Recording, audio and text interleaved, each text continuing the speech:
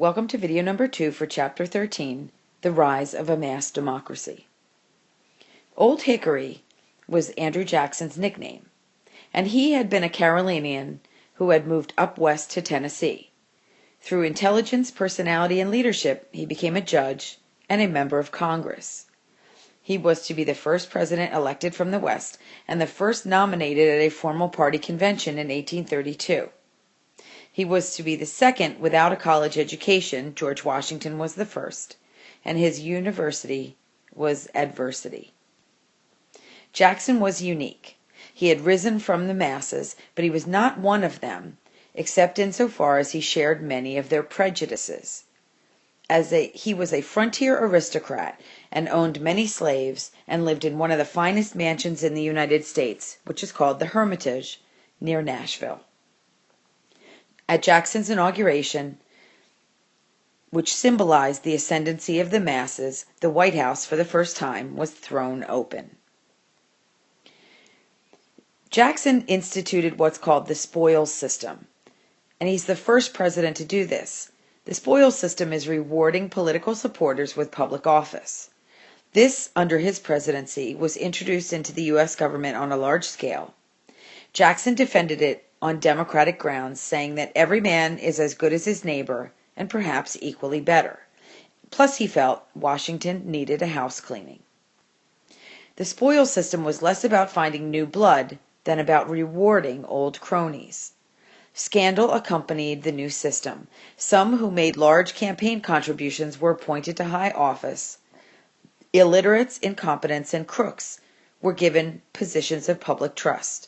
And despite its abuses, though, the spoils system is an important element of the emerging two-party order.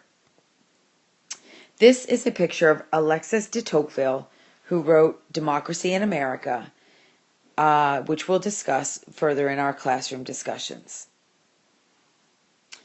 Next, we'll talk about the tricky tariff of abominations. This was a problem for Adams and now for Jackson. Tariffs protected industry against competition from European manufactured goods, but also increased prices for all Americans. This invited retaliatory tariffs on American agricultural exports abroad. And the Middle States, though, had long supported protectionist tariffs. People like Daniel Webster, senator from Massachusetts, had abandoned free trade to back the higher tariffs. In 1824, Congress significantly increased the general tariff. Jacksonites supported an even higher tariff bill, which surprisingly passed in 1828, and Jackson inherited this political hot potato. Southerners who had hated the tariff of 1816 continued to hate tariffs and branded the tariff of 1828 the tariff of abominations. Why did the South react so angrily? They believed that the Yankee tariff discriminated against the agricultural South. The Old South was falling on hard times, and the tariff provided a convenient and plausible scapegoat. Tariffs protected Yankee and Middle State manufacturers, but farmers and planters of the Old South felt that they were stuck with paying the bill. This is a picture of a South Carolina belle sewing a palmetto cockade.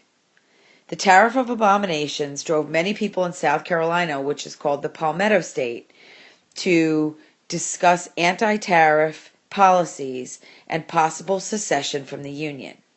These protesters wore palmetto blossoms, real or sewn from fabric, to symbolize defiance of the federal law. Deeper issues underlay the Southern outcry against tariffs. There was growing anxiety about possible federal interference with slavery, kindled by the congressional debate over the Missouri Compromise. This was also fanned by an aborted slave rebellion in Charleston in 1822, which was led by free black Denmark Vesey. Abolitionists might use the power of the U.S. government to suppress slavery in the South. And now the time, using the tariff, to take the stand against any federal encroachments on states' rights. South Carolinians took the lead in protesting against this tariff of abominations by publishing the pamphlet, The South Carolina Exposition. The South Carolina Exposition was secretly written by John C. Calhoun, one of the top political theorists produced by America. It denounced the 1828 tariff as unjust and unconstitutional, and explicitly proposed that the states should nullify it, that is, they should declare the tariff null and void within their borders.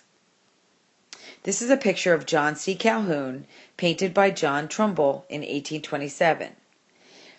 As we move towards the Civil War, John C. Calhoun will advocate for a twin pregnancy, one where the North would elect a president and the South would elect a president to try to quiet the debate over slavery. His former plantation is now the site of Clemson University. Nullifiers, or called Nullies, tried to get 2/3 of a vote for nullification in South Carolina's legislature. They were blocked by Unionists who they called submission men. The U.S. Congress tipped the balance by passing the new tariff of 1832, and the Nullification Crisis deepened as a result. South Carolina was ready for drastic action, and the Nullifiers and Unionists clashed in the election of 1832. The Nullies emerged with a 2/3 victory, but the state legislature called for a special session. Delegates, meeting in Columbia, declared the existing tariff null and void in South Carolina, and threatened to take South Carolina out of the Union if Washington attempted to collect the tariff duties by force.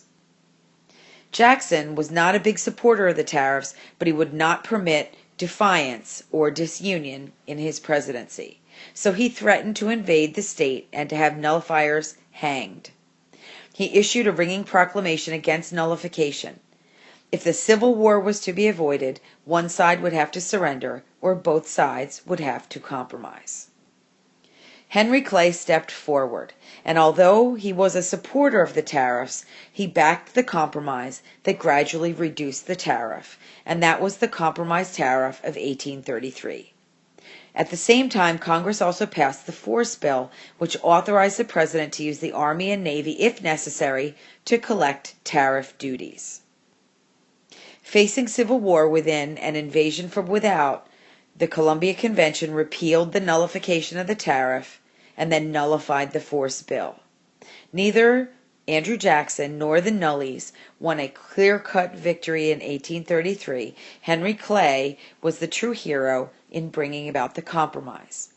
And we'll continue to talk about the compromises that are attempted to try to reduce tension between the North and South in our classroom lessons.